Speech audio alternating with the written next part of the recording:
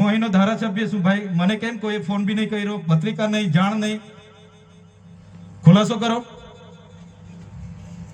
હું ધારાસભ્ય છું ભાઈ, આ મારું અપમાન નથી, મારી જનતાનું અપમાન છે. આ મારું અપમાન નથી. મને કોઈ કાર્યક્રમનો મોહતાજ નથી. મને પત્રિકામાં નામ આવે, મારી તકતીમાં નામ આવે તો જ ચૈતર વસાવા આવે એવું નથી. ચૈતર વસાવા નામ માટે હું નથી આવતો.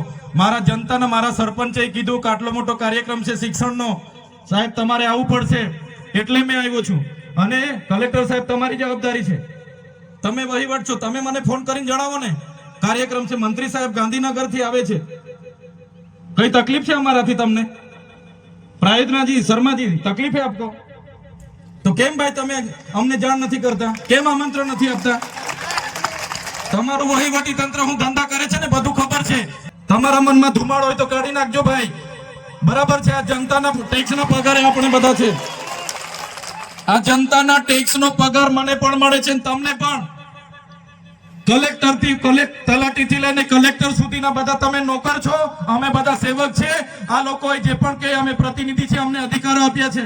તમે અમને કેમ અહીંયા બોલાવ્યા નથી? દર વખતે આ જ પ્રશ્ન ઉભો કરો છો, દર વખતે આ જ પ્રશ્ન ઉભો કરો છો. ઓ ભાઈ, ધારાસભ્ય છું, લોકોએ મને ચૂંટ્યા છે, મને આમંત્રણ જોઈએ ભાઈ. આ કોઈના પૈસાથી આ બિલ્ડિંગ નથી બની, તમારા ઘરના પૈસાથી બની છે.